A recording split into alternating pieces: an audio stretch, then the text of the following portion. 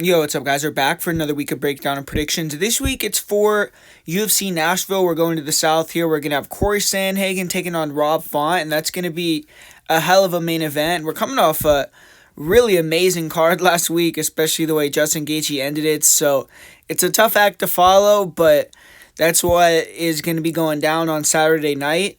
And there's an 11-fight card. There's some decent fights mixed in throughout the whole card, so I'm excited for it. And besides that, man, if you want to get access to all my bets this week, go to patreon.com/MAPredictionGuru. There's a lot going on. There's PFL, there's LFA, there's a couple other events on top of that outside of the UFC, so a lot to bet on. There's going to be a lot of breakdowns, a lot of predictions, and I am going to be opening a Discord for everybody, and it's going to be for live discussion during the fights mostly, and live betting. There might be a free bet or two as well, so it's going to be in the description. If you're interested in that, definitely go sign up.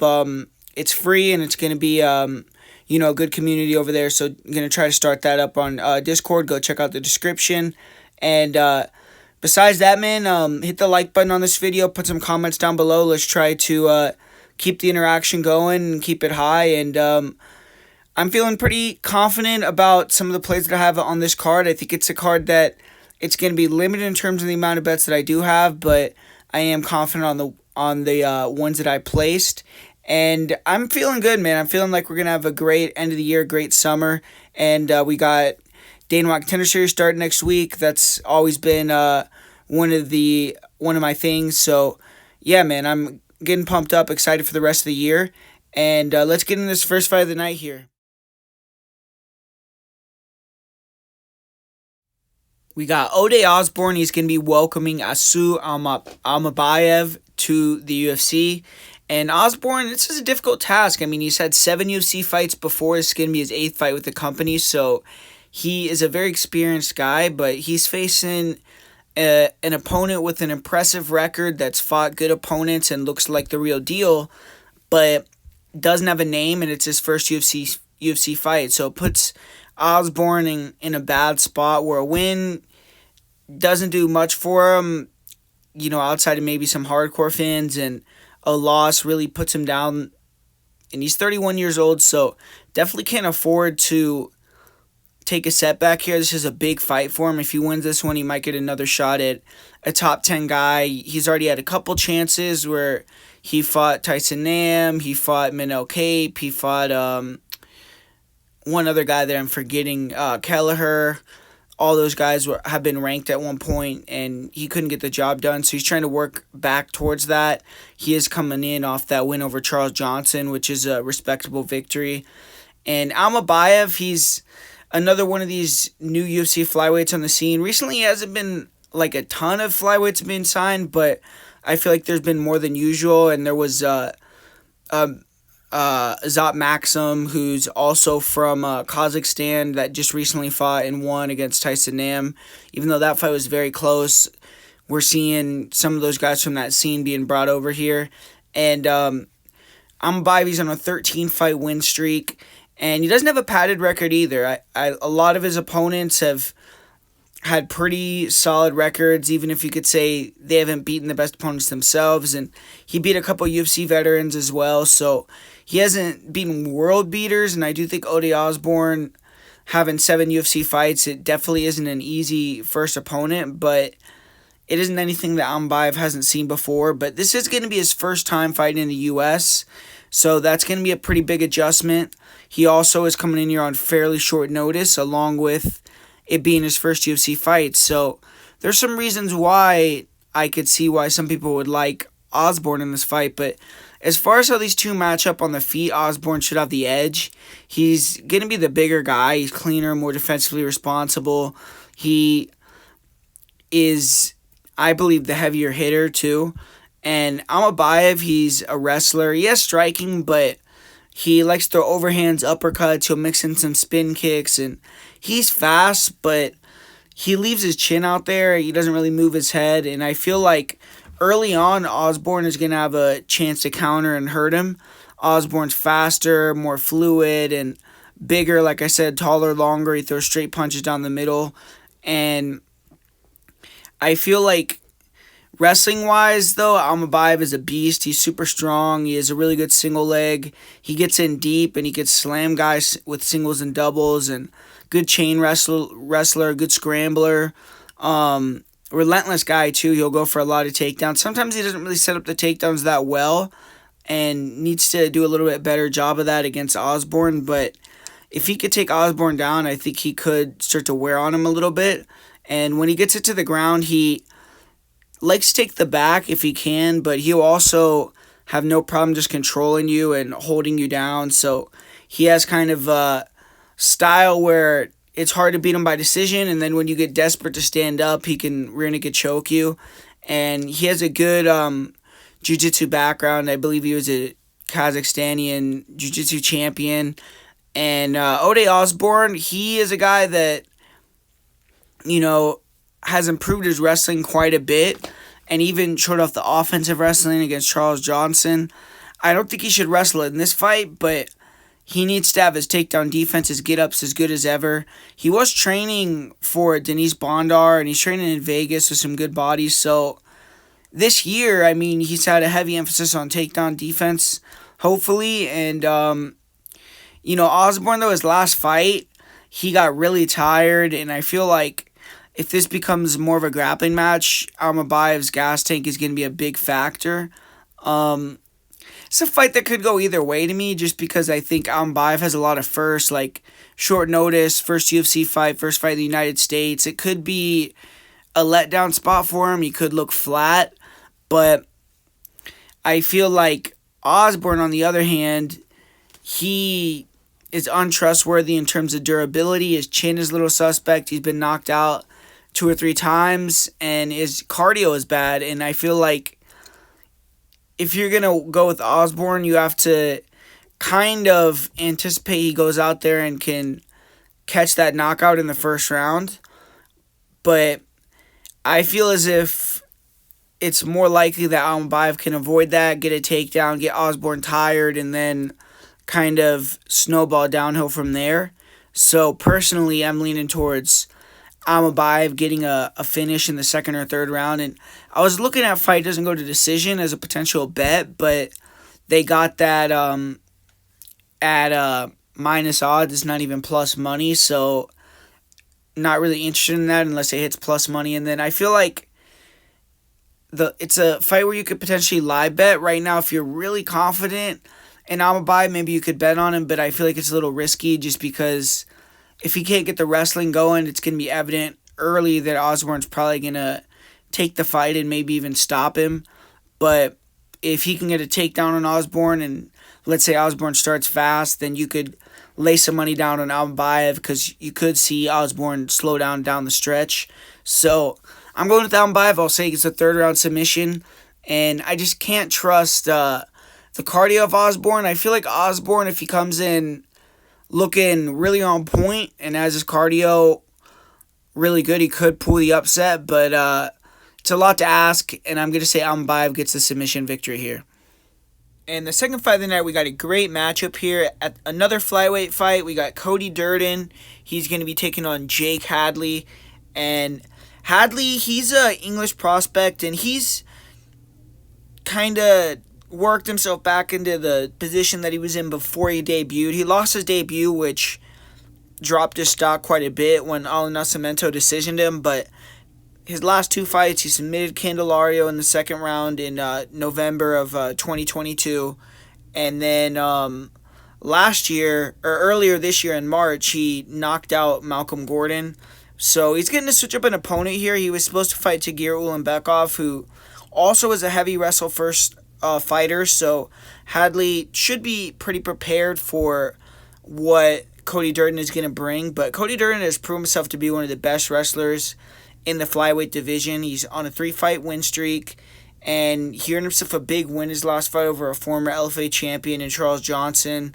He is 4-2 at flyweight in the UFC, and one of his losses against Jimmy Flick, he was dominating, got caught in a triangle. I feel like he got just overconfident and made a mental error in that fight, so he easily could be 5-1, and he's jumping in here on short notice. He was eager to do so because of the card being in Tennessee. He's a country boy, so obviously this is going to be him with the crowd behind him more than likely.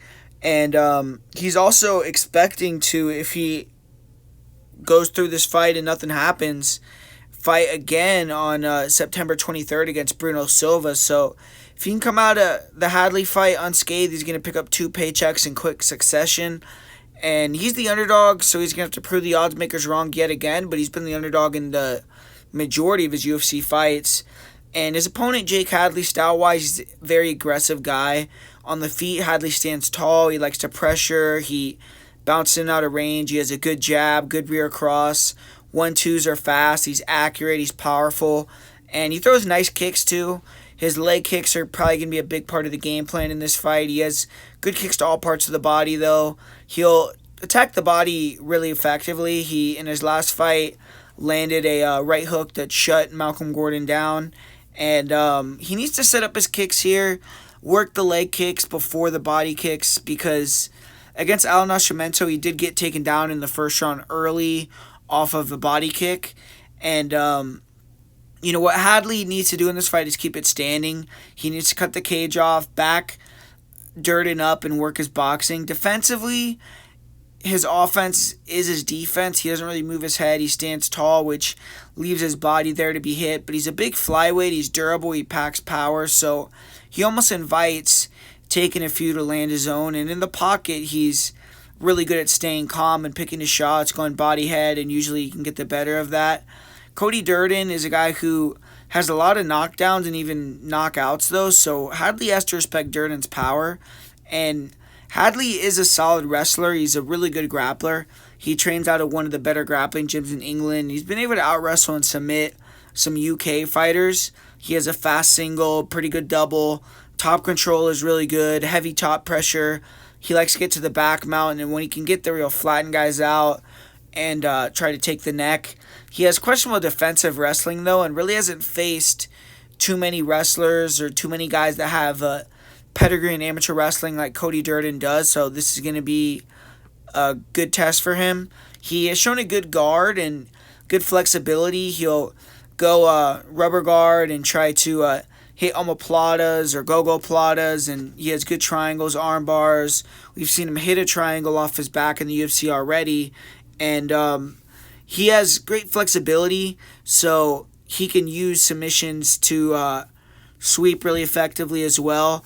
And I definitely believe that Hadley's jiu-jitsu could potentially pose a factor to Durden if Durden sits in his full guard. I feel like Durden is going to want to try to avoid being in the guard when he gets a takedown.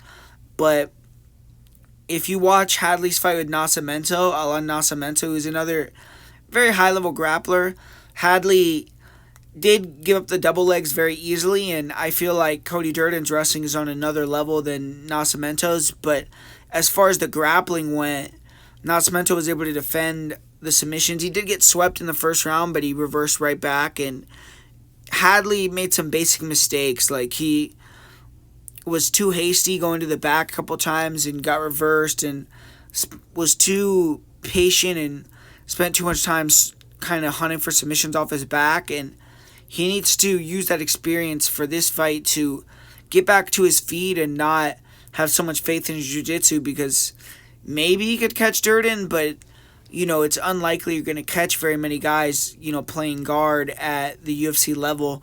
Cody Durden, his style is he's definitely wrestle first, but he's an underrated striker.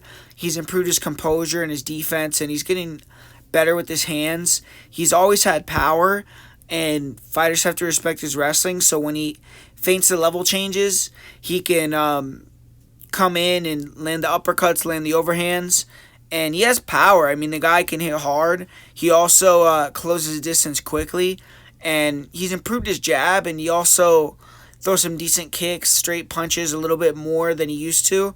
And if he's in the pocket, I think he could definitely hurt Hadley, and he could maybe catch Hadley as he's coming in with a big shot and hurt him early. But if he starts to get backed up and put along the fence and Hadley can cut him off and deny the takedowns, he could get pieced up. But Durden is very, very durable. The only time we've seen him hurt was when he got hit with that flying knee against Makhaev, and he recovered extremely fast, but then just got caught in that choke. And he has great conditioning, so I feel like it's going to be very hard to get him out of there with body shots or anything like that either. But we have seen him, just because he has such a taxing style, like he'll shoot 10, 15 takedowns in one fight.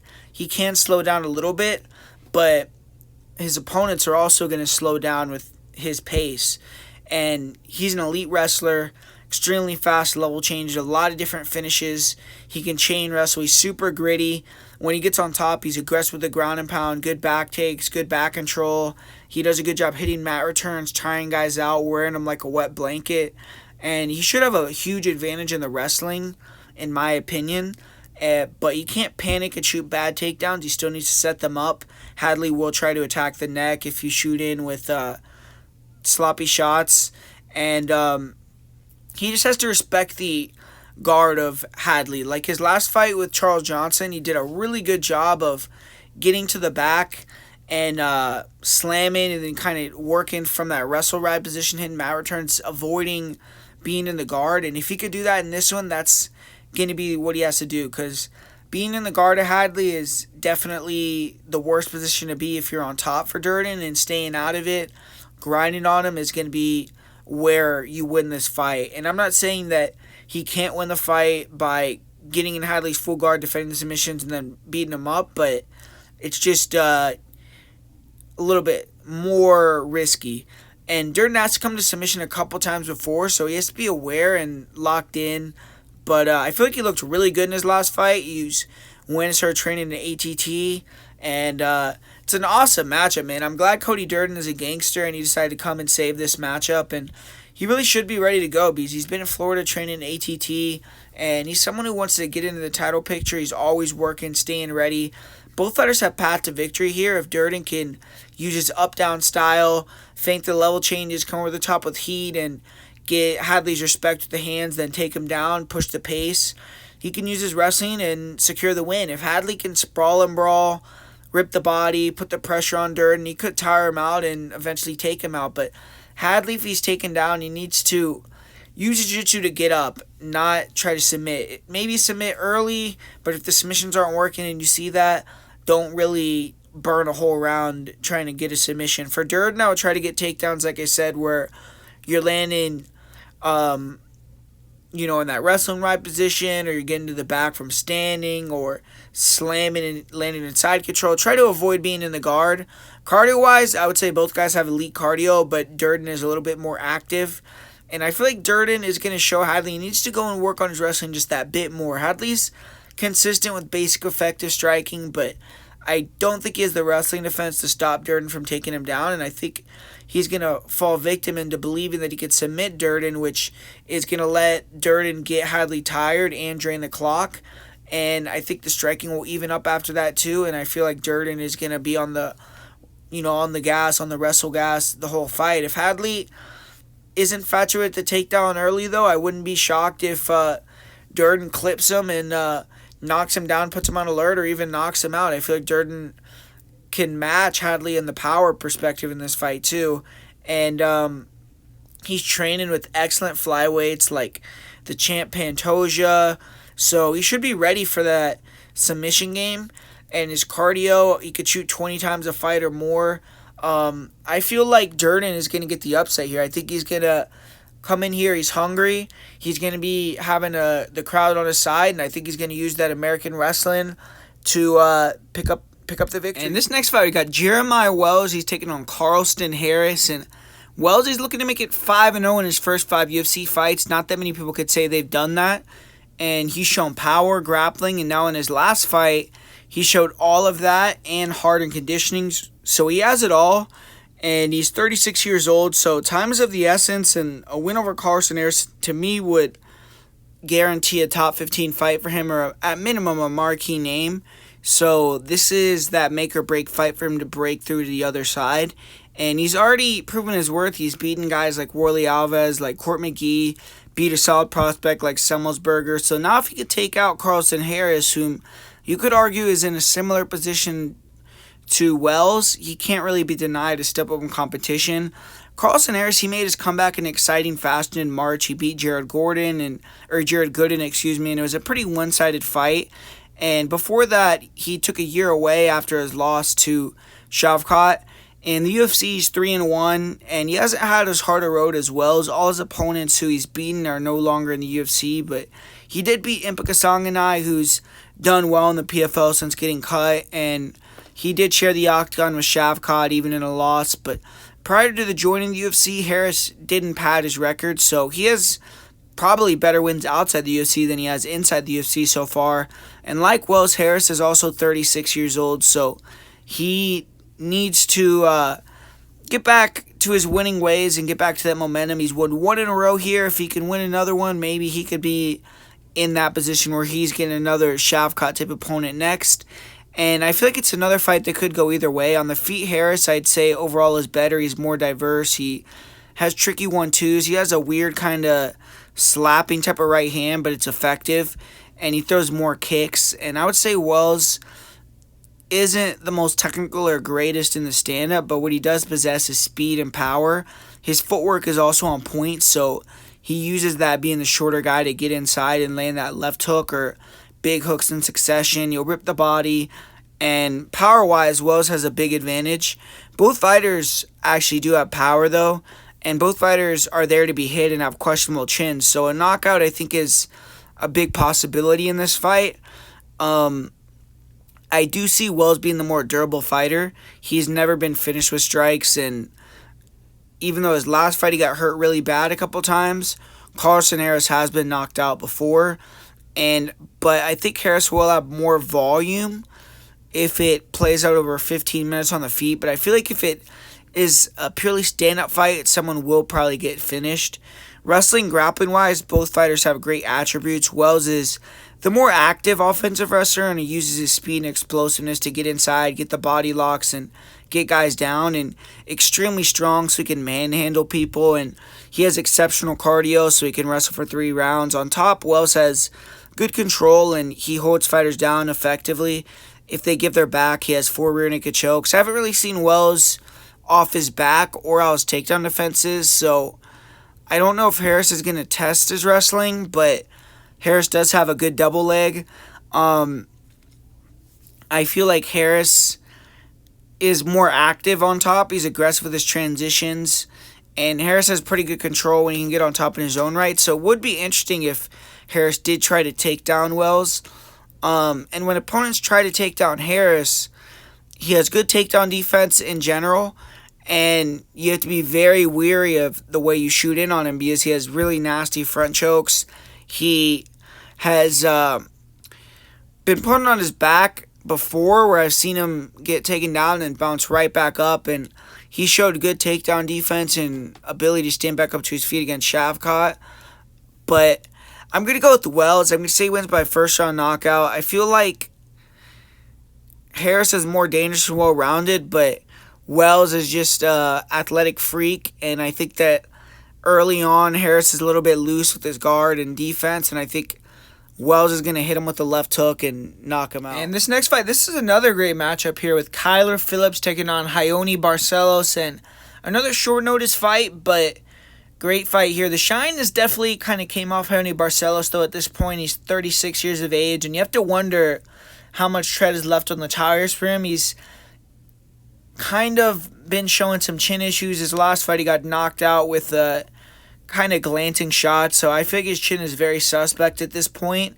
He's only mustered up 1 win in his last 4 fights, so definitely it's a make or break fight for him if he ever wants a chance to get back in the mix. And Phillips, this is a big fight for him as well because we haven't seen him fight since February of 2020-22 due to a USADA issue, and the last time we did see him, he looked good. He beat Marcelo Rojo in the 3rd round, and overall in the UFC, he's 4-1 and easily could be 5-0 with that controversial loss to Holly and Paiva, but the suspension stunted his momentum, and he needs a big win over Raoni Barcelos to get back on the radar, and Kyler Phillips, he's an exceptional talent. I mean, extremely athletic, extremely skilled. On the feet in the first round especially, he's a buzzsaw.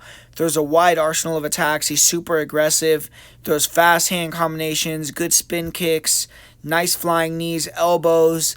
Very accurate, creative, dangerous guy. He holds his hands low and he uses a lot of feints, movements, switch stance, and tries to pull fighters into shots, and long and rangy. And he's going to have, I believe, a 5-inch reach advantage in this fight. So that is going to be probably the game plan he goes with once again. When he fights opponents who are one-dimensional and just look to strike with him, he's extremely difficult to beat. He's beaten guys like Song Yadong before. And he likes to be the bully in there when opponents pressure him and eat his shots, make it more of an ugly fight. You could see Phillips be uncomfortable, be hittable, and break down a little bit. But I believe, like a lot of people say his cardio is bad, but I feel like he doesn't have bad cardio. It's just he doesn't pace himself well. He throws a lot of spin kicks, and he's going crazy, throwing things with full power, throwing a lot more volume than he needs to, and he needs to get better at pacing himself. But he's durable. He's never been finished. He has that grit about him, and he has 5 knockout wins, so he's very dangerous, especially in that first round. And he's not only a great striker, but he's a top-notch grappler. He's a black belt. He's won some IBJJF competitions, and he has fast level changes, good wrestling, good double leg. On top, he's aggressive. He doesn't really have the best top control, but if you're sloppy getting up, he'll take your back. And wrestling defense has been an issue for Phillips, though. He tends to get tired when you try to wrestle him and eventually will give up the takedowns and get held down. He will be offensive off his back with submissions. And skill-wise, athleticism-wise, Phillips has it all. He's just has to fight smarter and not push a pace he can't sustain over 15 minutes without getting tired. Right now, Phillips is doing a lot. He's very exciting, but he doesn't need all that flash and volume to win and be effective. He needs to learn how to do enough to win the fight. And I'm not saying when he sees a finish, don't go for the finish, but just you don't need so much activity and so much wasted movement and things like that. And he could potentially be, a contender if he could figure it all out. But, in this fight, he's going to want to put Barcelos' chin to the test. And we have to see how he looks after this out of suspension. I mean, maybe his steroid use was a big factor in his game. I don't really think so, but he's only 28 years old. I am expecting him to come back strong. And Raoni Barcelos, he's a well-rounded fighter. He has plus skills across the board. In this fight, I feel like you should take a page out of the playbook that Said Nurmagomedov, that he had against Said Nurmagomedov, who is a similar opponent to Kyler Phillips. If Barcelos wants to win, he has to wrestle and mix it up. He can push the pace, and he should have the cardio edge. On the feet, he's low volume, but he has good pressure. He cuts the cage off, in and out movement, and he is really good at pull countering with counter crosses, hooks, overhands, good hand speed, solid accuracy. He's active with low kicks. And in this fight, Phillips is going to bring the fight out of him, similar to when he fought Victor Henry. So I do feel like the volume is going to be there. It's just if the durability is there and if he can keep up with the speed. And I think Barcelos is getting a little bit slower. He has a style that relies a lot on speed, and his hand speed is still phenomenal. But I feel like his reactions are just that tick slower. And at 135, that's all you need to start to kind of lose, get hit more. And that seems like what's happening to Barcelos. And Phillips is a guy that's very dangerous. Raoni Barcelos is an extremely high-level wrestler and grappler, too. And he just isn't as active with his wrestling as he should be. In this fight, I do hope that he brings it back. He has good timing on the doubles, nice clinch takedowns. And when he gets on top, he has solid ground and pound, big elbows, good control, great back takes. His takedown defense has been almost impeccable, too. He has 93% takedown defense. And the only time he did get taken down was his debut against Kurt Holobaugh. And it was kind of like a takedown where he got held down for like 3 seconds and bounced back up. No fighter has really been able to hold Barcelos down and use that as a route to victory.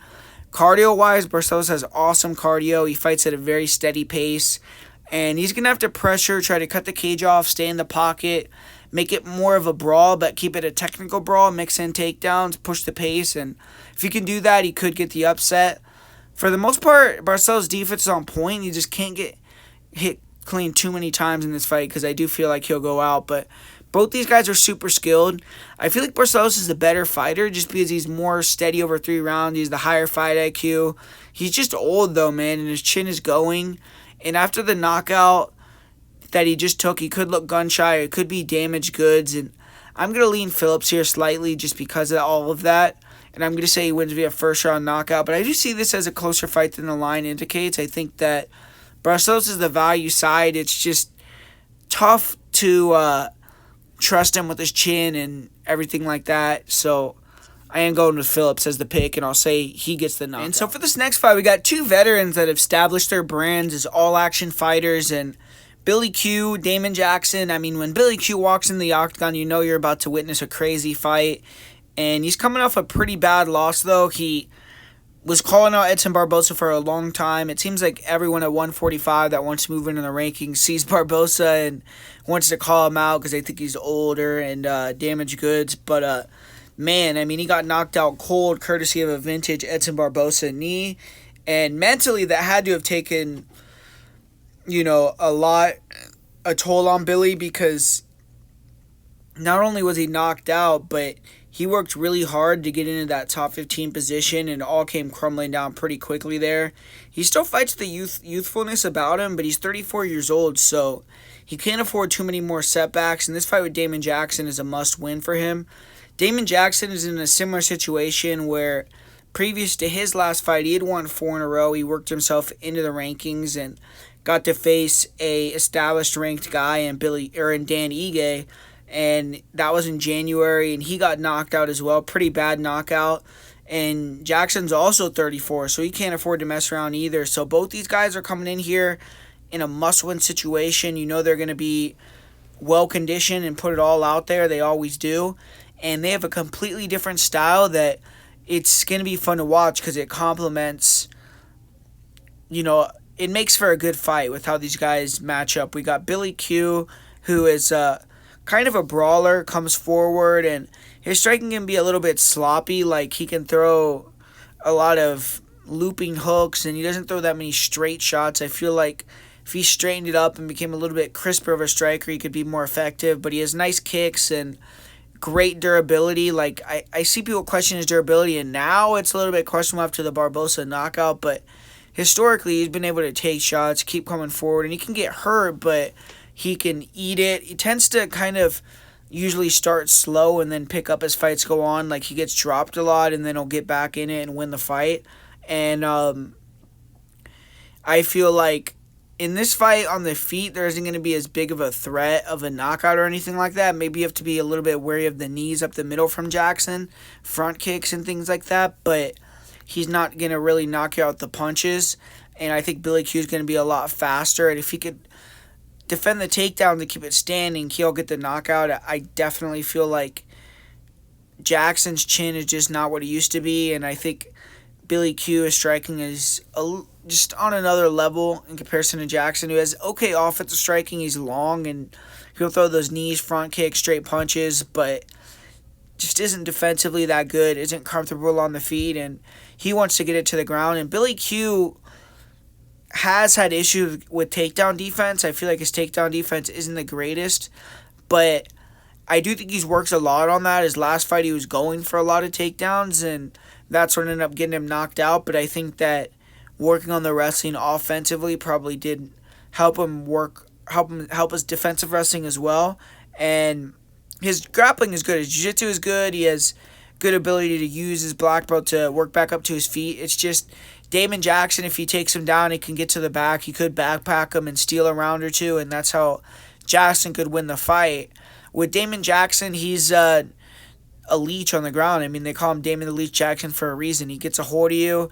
He can kind of just stay sticky and control for the rest of the round, and he has decent choke game, submission game, but I don't necessarily see him submitting Billy Q. I think if he wins, it's going to be through top control, and cardio is definitely on the side of Billy Q, and that's a big advantage for Billy. I think Damon Jackson has questionable cardio, to say the least, and if Billy Q can make it a tough fight where Damon Jackson can't get a lot of stalling time or kind of time to rest with the top control, that he could tire him out and get another vintage third-round finish. But I just am a little bit worried about Billy Q maybe dropping 2 rounds by being held down and losing the fight in that way.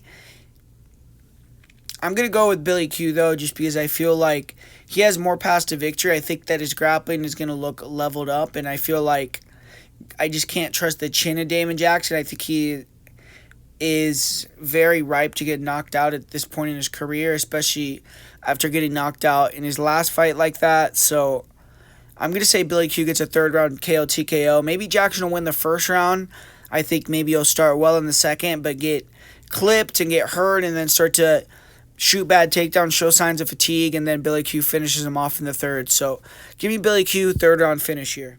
And up next here, we got 2 prospects. We got Ignacio Bahamondes. He's taking on Ludovit Klein. And Bahamondes, he's a prospect on the rise. He's one of the most fun up-and-coming fighters to watch. He's won 3 fights in a row, 25 years old. He has a ton of confidence. And the first bout for Bahamondes is really going to be with the scale. He's a big guy for 155. His last fight, he got a 5-pound grace due to Triogden coming in on short notice, so he got to weigh in at 160. And he missed weight for his UFC debut. He also has missed weight for 155 on the regional scene, so he just has to be on point with the cut. And it's a step-up in competition here, so if he can be victorious, he could walk into a top 15 fight next. This fight was scheduled to go down about a year ago, but Bahamondes had some visa issues, so it's good they're getting it settled now. And for Ludovit Klein, he's on a good run. He is unbeaten since 2021. He won 2 fights in a row in 2022. He was 2-0. And then earlier this year, he had a draw with Jai Herbert. And overall, he's 3-2-1 in the UFC. He's been in there with good fighters. He's 28 years old, so he's young as well. And he's always improving. And a lot of pundits are writing Klein off in this fight, so it's an opportunity for him to prove that he could be a future contender himself. He was supposed to fight Jim Miller a couple months ago, but he was forced to withdraw, so hopefully he's 100% and this fight goes down on Saturday night. But as far as these two guys match up, I think for Ludovit Klein, the wrestling is going to have to be the major emphasis in this fight, because when you see the striking from Klein has good striking, but he's a low-volume power striker. He's very reliant on that head kick, and I feel like Bahamondes, with his kicks and long-range attacks being super active, is just going to have a big advantage on the feet. I think he's going to throw way more volume and be a lot more effective. I don't see Klein, having a jab or that pressure style where he can get in Bahamondes' face and make it more of a boxing style or pocket style fight. He just doesn't have that type of striking.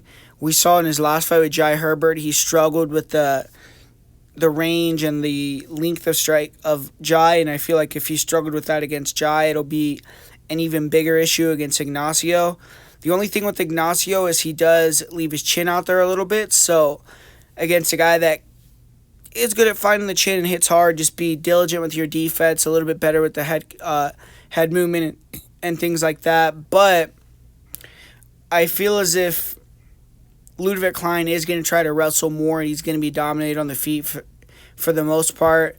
And I think Ignacio has made a lot of improvements with that. His takedown defense used to be a big issue, and now it seems like his takedown defense has improved quite a bit. And Ludovit Klein isn't a guy that's like a great wrestler, has a big wrestling background. We saw in his last fight with Jai Herbert, he got tired and got sloppy with his wrestling in the third round, ended up being on his back and almost getting finished. So I think Bahamondes can navigate it on the ground, use his long levers to create scrambles if he gets taken down. Hopefully he doesn't get taken down and his takedown defense holds up, and just outstrike him from the outside. I don't necessarily think he's going to finish Klein unless he runs him into a big kick or knee or something, but I think he's just going to use his point fighting style, that finesse on the outside, and get the better of Klein over 15 minutes. And up next here, we got probably the worst fight on the card, in my opinion. Not really sure why it's on the main card, but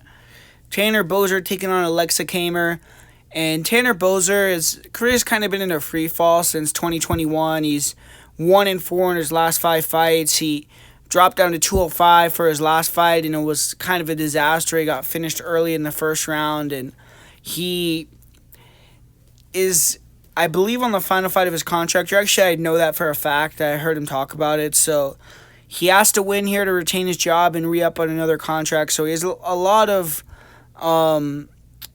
what's the word? He has a lot of incentive to get the victory.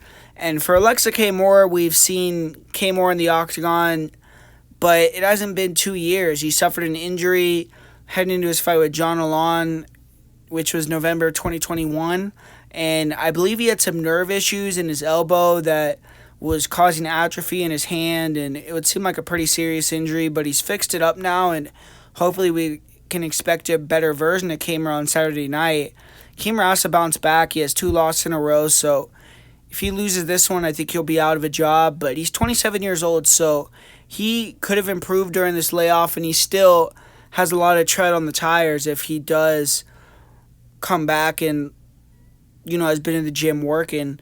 Tanner Boser, he's a proficient striker, good basics, he's a solid jab, hard leg kicks, and Boser will feint his way in a range with a big right hand and decent ability to fight off the back foot with his length, but doesn't to me have the best speed, especially at 205. I feel like at 285 or a heavyweight, 265, he had a lot more speed. Like, he was a lot faster than a lot of the bigger heavyweights that were closer to 265 pounds. But unless Camur can establish the leg kicks early, I feel like he's going to be at a big footwork disadvantage. So he needs to do that. He always seems to be active and come with the leg kicks. And Camur is pretty heavy on his lead leg. I've seen Camur check some kicks, so potentially Boser is going to have to deal with getting his kicks checked a couple times. But that's what he has to do to even the playing field, I believe. But one thing about Boser that he does have is he has a steady pace and great cardio, so he can keep the pressure on guys, get them tired, and then beat them down the stretch. And he is going to be happy to be in a stand-up fight here, more than likely. Most of his losses have primarily been with guys holding him down, and his takedown defense is not good and doesn't really offer anything off of his back. And this fight, he probably isn't going to have to deal with someone trying to take him down. It's probably going to be a striking fight, and that's what he's going to want to do. And Camur, finesse fighter, good footwork, and I think being in the big cage is going to help out his style. He uses his jab well. He keeps guys on the outside with his movement, sets up the big 1-2s, 1-2-1s off the jab, and he throws fast 3-2s, 2-3s, 1-3s, 1-2-1s, and other hand combos. He mixes up the target to attack the body, and I would say that Camur has very good boxing skills, especially for 205, but he lacks power. He doesn't kick much. He will throw some fast kicks out there. I've seen him, throw some head kicks, front kicks, and it looks like he has speed and the ability to do it, but doesn't throw too many kicks. On the Contender Series, he did get a flying knockout win, which was impressive, but he is primarily a boxer. His last fight, he did box Nigger Mariano's face off, but Nikolai Nigger Mariano, gassed him out with the pressure, eating all of his shots, and walked him down, and Camur, his hands started to drop, he got lazy, and the wild hooks overhands of Nigger Mariano started to land much more. And Camur, he's a slick, skilled striker, and maybe as he ages, he'll acquire some more power. But that's the one gripe I would have on him right now, is he doesn't have the power, so guys can pressure him, get him tired, and he doesn't have the best cardio. He's a taxing style with a lot of movement, a lot of longer hand combinations, so he can slow down, his hands will go low, and he absorbs damage. He hasn't been finished yet, though, so definitely is a tough dude. You know that banging with Stipe Miocic is going to give you some durability and grittiness. And he isn't a wrestler. I mean, sometimes he'll look for doubles, but usually that's only when the pressure is getting to him and he's getting tired. And his wrestling is pretty ineffective. I really doubt that he's going to wrestle here. One thing that Boser may have taken from the fight with Nikolai Nigger Mariano is that Nikolai did hold him against the cage pretty easily, and Camur didn't do the best job of working off the fence. So maybe Boser will try to hold him against the cage and use his size.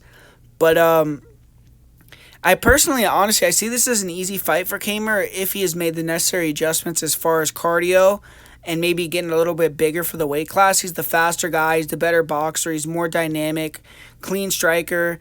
He's probably the better wrestler. And Boser's going to have to hope that his leg kicks can add up. His experience and pressure can tire out Camur. And I think Camur's foot speed and hand speed is going to be too much, though. And I think he's going to hit and not get hit. I wouldn't be shocked if he knocked out Boser, but I'm going to say he ends up winning a decision just due to what he's mostly done in his career. And I want to see how Camur looks on the scales. I want to see how he looks during media day, just because he's had a long layoff, and I just want to see, where I think his head's at and how I think he looks physically. But if he looks good, then I feel like Camur is a pretty good bet here, and probably will be able to get the win fairly easily over Boser by decision. And we're getting back into pretty good fights here with Gavin Tucker versus Diego Lopes. And Tucker, he's finally getting back in the cage. It's been 2.5 years out of action for him. He had a bad shoulder injury, and I'm not sure if anything else happened besides that, but I believe that's why he hasn't been fighting. He was getting that fixed, and the last time we saw him was in March of 2021, and even then, that fight only lasted 21 seconds, and so he's really only fought like 21 seconds in the last 3 or 4 years. And that last fight, he got knocked out by Ige that quickly, so that wasn't a good loss.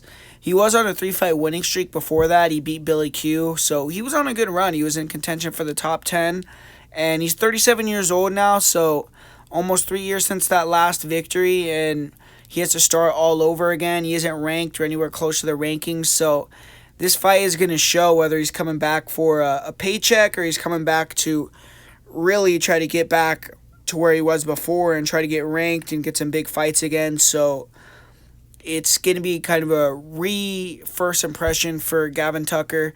The last time he did do this, though, he came back after a 2-year-plus layoff against Sungwoo Choi in 2019 and got the job done, look good. So he has done this before. It's just if the age and just wear and tear with the shoulder, getting knocked out, if all that is finally adding up for him. But Diego Lopes, he impressed even in a loss in his debut. He got thrown in there with Movsar-Evloev. It was a short notice fight, and he actually got close to finishing the fight a couple times. I mean, got pretty close on some submissions. He went the full distance, and he pushed a fighter who is inside the top 10, and a lot of people see as a dark horse in that division. Now he's had some prep time, and he's going to be looking for his first UFC victory and to make a statement. And although Tucker's older, he's coming in off a layoff. He isn't an easy fight. I mean, this is only his second UFC fight, and obviously the matchmakers see a lot in him to give him a guy like Gavin Tucker. And Gavin Tucker, he's a tricky guy. He's short, he's quick, he's compact, kind of similar frame to the champ. Plus, he's constantly switching stances. He's very good with the feints. His jab is on point. He'll double jab, triple jab his way in. He has nice ability to land 3-4 punch combos on the inside. Nice cheeky combinations, fast hands. He has good counter hooks, overhands over the top. Pretty slick with it. He mixes in some kicks too, and he has some power when he lands. Fighters feel it. He was able to use his footwork, his check hooks, and his speed basically to outstrike Billy Q, mitigate his pressure, and win in a pretty impressive performance. And his height and reach can sometimes make him come up short, and he is a little bit hittable. He doesn't move his head that much. Sometimes he can load up on shots and get clipped, and as fights go on, his hands do tend to drop a little bit. But he's very fast. He throws a ton of volume. He is very tough. He likes getting in a barn burner type of fights. You see him, gesture to his chin when he's hit and things like that. But his last fight, he did get put out really quickly off one punch, so you definitely have to question his chin. He's taking a lot of damage. If you go back to that Ricky Glenn fight and some other fights that he's had as well. But Tucker, I think, has a path to victory here through the grappling. He has a great single leg. He's very strong in the clinch. Nice elbows, good knees in the clinch, good danger shots off the break. He can hit body locks.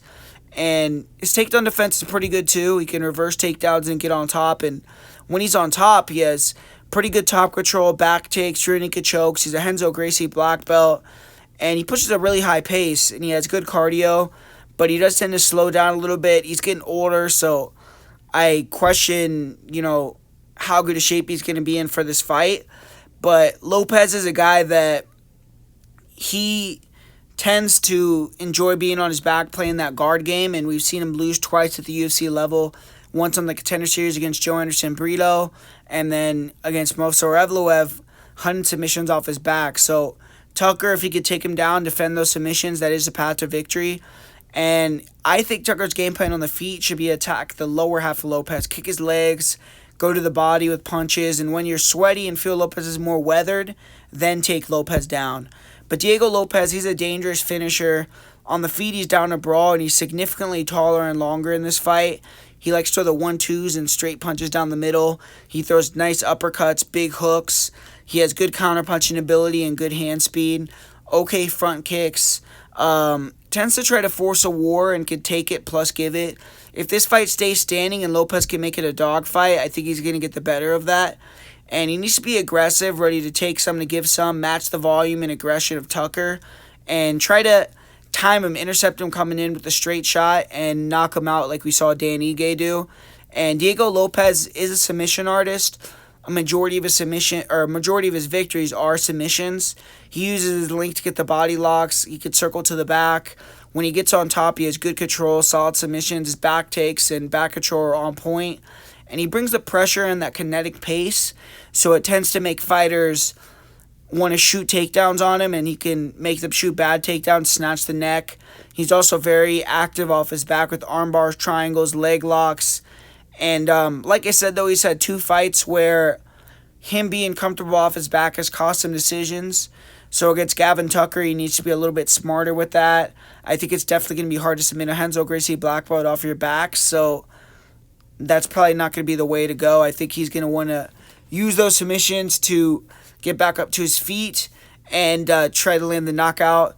And he kind of reminds me of a poor man's Joel Alvarez. He has better wrestling but worse striking.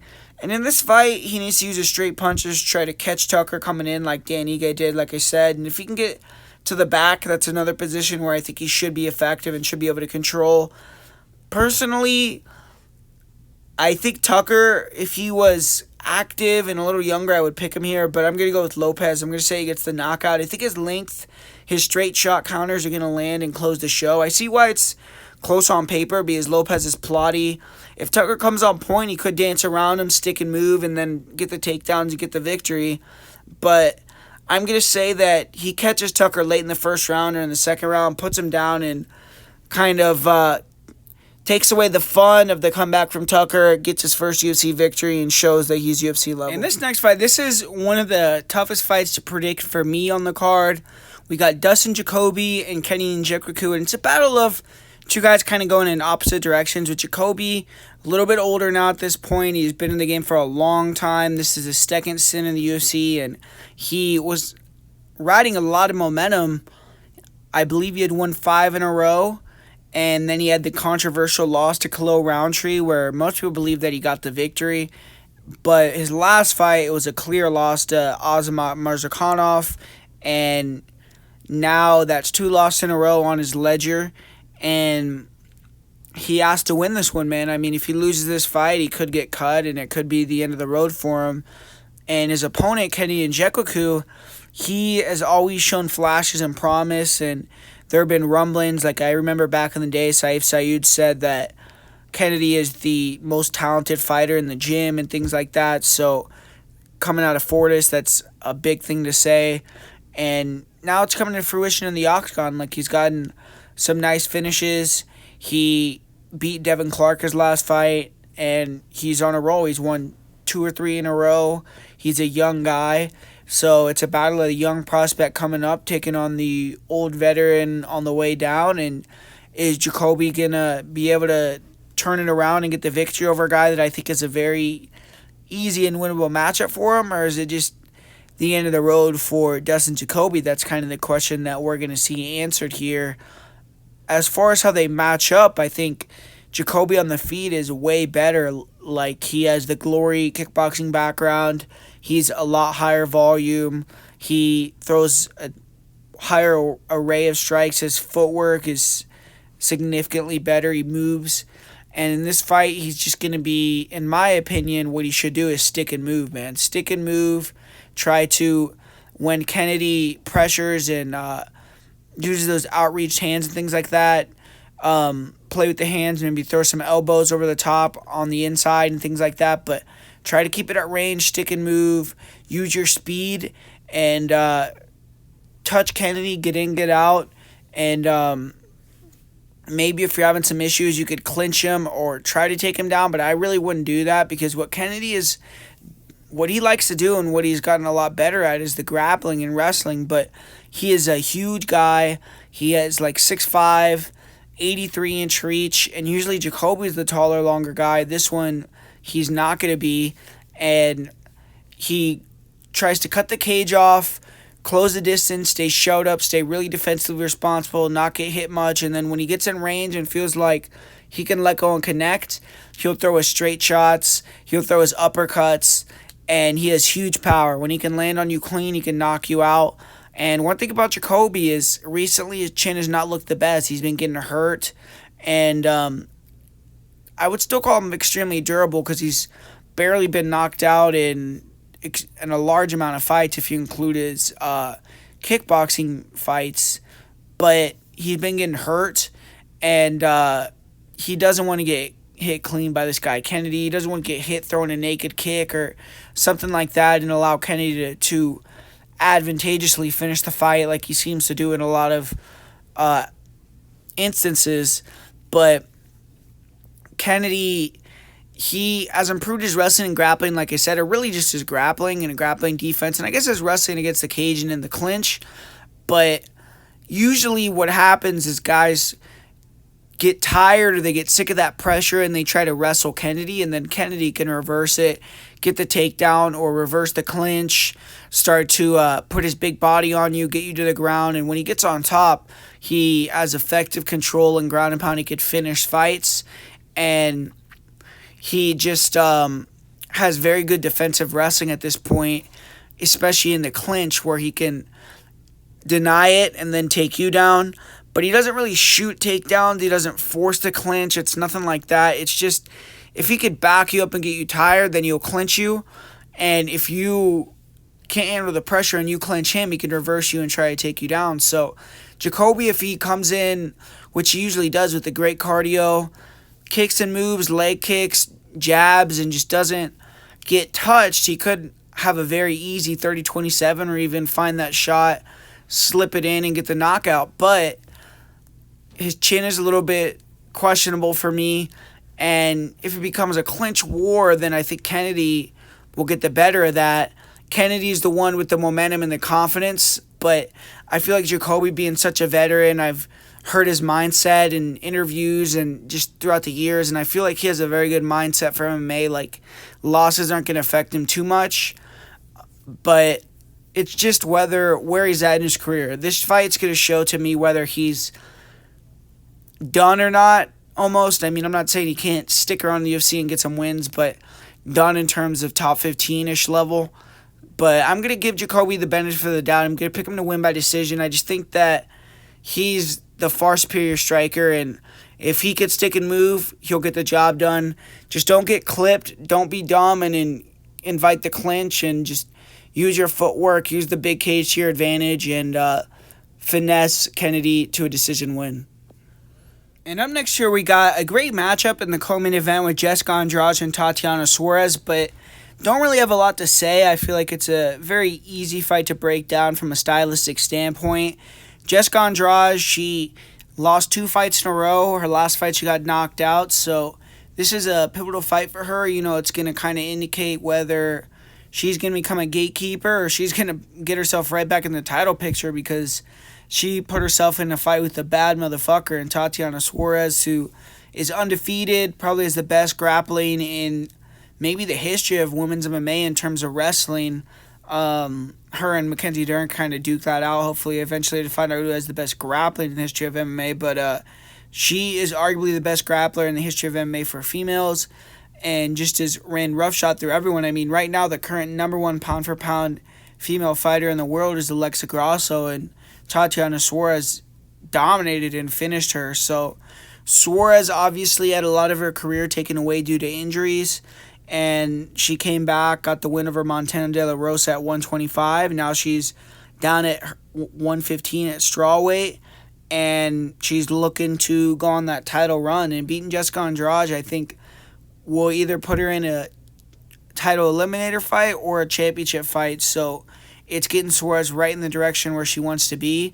And if you look at how these girls match up, I mean, it's pretty obvious Andrade is going to be looking to keep it standing, sprawl and brawl, and land the knockout. Suarez, she's the taller, longer girl, and she uses her footwork on the outside to make fighters chase her, throw kicks, and then take them down. And she can also be aggressive, use her pressure, take a shot, and get the takedown, even though I wouldn't say that's the smartest thing to do against Andrade. You don't want to get hit against her.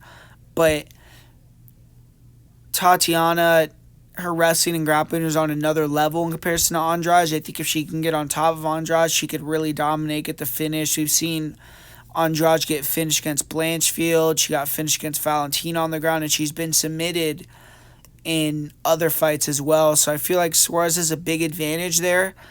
And even on the feet, I think Andrade does have the edge, but it's just she has to get inside to land the shots. She's not like someone that could stick and move on you and keep it at distance. So it's all going to come down to how much she can make Tatiana Suarez work for the takedowns, or if she could stuff the takedowns, and if she can find that knockout, really. But I just feel like it's too much to ask for. I feel like she's getting older. She's been in the UFC for a long time. I mean, she's one of the original first few females in the UFC, and she became a champ. She's done a lot for the sport, but I think she's getting a little bit up there, and I feel like Suarez is primed to come in here and use Jessica Andrade to catapult herself into a title shot and maybe UFC gold before the end of the year. Suarez is a girl that I think definitely could win the belt, and Jessica Andrade I think is just going to be someone that she makes a statement against, finishes, and has a former world champion, another former world champion that she's defeated on her record. And finally, we got the main event. We got Cory Sandhagen taking on Rob Font, one of the best fights that the UFC can offer at 135, man. I feel like people underrate, or maybe not underrate, because I also kind of agree that Cory Sandhagen is the big favorite in this fight, but they undervalue Rob Font, man. I feel like the guy always brings the action. He's super fun to watch, and changing it from, Umar to Cory was definitely, I'm not going to say this fight is equally as intriguing, because I think that on the other one, it was a lot more of a 50-50, but man, Rob Font brings the violence. I'm a big fan of Rob Font. If you remember, we bet on him. We picked him to be Adrian Yanez. I think I was like one of the only ones, and got in there, got the sick KO over Yanez, showed that he's still there, but man, he's saving the show. We got another Dagestan guy pulling out, or Nurmagomedov pulling out. Who would have thunk it? But he's replacing Umar Nurmagomedov here, and he was going to fight Song Yadong in a couple weeks, so I don't think that he's going to be in bad shape. He's probably going to be pretty on point and ready to go. And, Cory Sandhagen, he stepped up and accepted the fight with Umar Nurmagomedov when he didn't have to. And you got to really admire the way that Sandhagen approaches the sport, the way that he talks about he wants to beat everyone and prove he's the best, and he doesn't care about using his name or trying to create a brand to move up the rankings or get a title shot. I don't think it's a smart thing to do. I don't think it's the way to make the most money, but it shows character, and it shows that Cory Sandhagen is very, very confident that he can beat anyone in the world, and he's willing to prove it. So that's something that I really like. And stylistically, Rob Font, we all know he's primarily a boxer. He is pretty big for the weight, but in this fight, he's going to be facing a guy that is very long and lanky and kind of negates that size that Rob Font usually brings.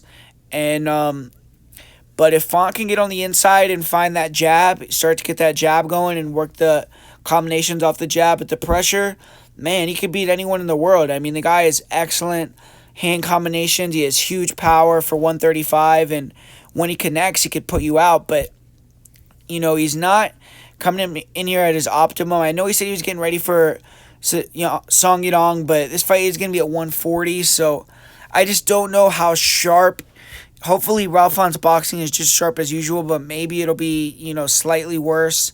And he will mix in some kicks, but obviously, when you're looking at who's the kicker in this matchup, Cory Sandhagen has a huge arsenal of attacks that he goes to. And Ralph Font in his fight with Chito Vera had a lot of success, but he got hit with front kicks and a lot of these creative type of strikes, and that's the type of shots that Cory Sandhagen can land. So I am worried about a flying knee up the middle, a front kick, a head kick, ending Ralph Font's night.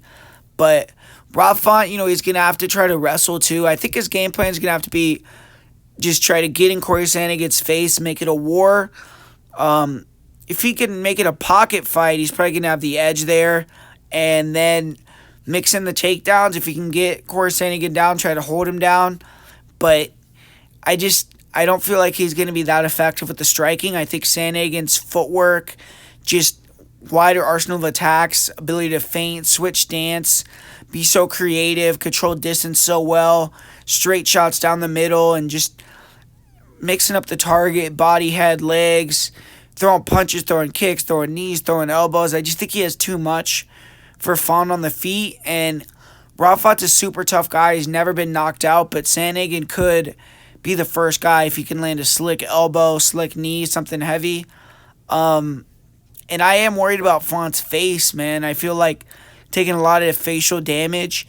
We saw once again against Yanez, he got busted up really early in the fight, and against Marlon, his face was destroyed. So if Sandhagen can open him up early, maybe he could get a doctor stoppage too. So similar to the Song Yadong fight, I'm a little bit worried about that on the Font side if you're wanting to pick him too. And I feel like even in the wrestling and grappling, Cory is more dynamic. I feel like he has better scrambles. If he gets on top, he's a little more dangerous. I think he could take down Font too. He's been improving with his wrestling, with his grappling. We saw him use it against Chito. And I just don't see a lot of paths to victory for Font. I mean, Font's one of my favorite guys at 135. But I think this is a bad matchup for him, really bad. I mean, I think on the feet he's outgunned. He isn't going to be able to use his arsenal with the footwork that Sandhagen is going to be using. And I feel like he's not the better wrestler or grappler either. And Sandhagen isn't going to get tired. He has exceptional cardio. He trains at elevation. Font, another thing about him is he pushes a high pace and tries to get guys tired, but he's not going to get Sandhagen tired, and Sandhagen can match his volume. I just don't really see a lot of avenues to victory for Font. He could get the knockout if he can land clean on anybody, but knocking out Cory Sandhagen has never happened before. So personally, I feel like Sandhagen is going to style on him, get the decision, even the KO TKO, become the first man to knock out Font. But I'll say it's a decision and maybe a doctor stoppage if it ends up being a KO TKO. But yeah, that's my full card breakdown predictions video for UFC Nashville. Thanks for watching, guys. I really appreciate it. Let's try to get to 100 likes. So hit that like button if you're listening right now. Definitely hit that like button. And if you want access to my bets, like I said at the top of the video, there's a lot going on this week in MMA with LFA, with PFL, and I believe a couple other shows. So if you want access to breakdowns, bets, and some of the best content, then go to patreon.com/MMA Prediction Guru, and you're going to be supporting the channel by doing that as well. So I really appreciate everyone there and everyone that decides to go there. And besides that, I said at the beginning of the video as well that I am starting a Discord channel where it's just going to be live fight discussion, maybe fight discussion a little bit during the week, and then live betting, maybe a free bet or two. So it's going to be in the description. Definitely go sign up right now. I mean, it's going to be free. You're going to get access to some more content, some bets. So definitely think it's something that's worth your while. And as far as the parlay of the week goes, the most confident pick for my parlay of the week, I'm going to go with Cory Sandhagen and Ignacio Bahamondes. And the most confident pick is going to be Cory Sandhagen. So there you have it, guys. It's a full card breakdown and predictions video for UFC Nashville. Thanks for watching, and I'll be back talking to you guys later about a different fight card.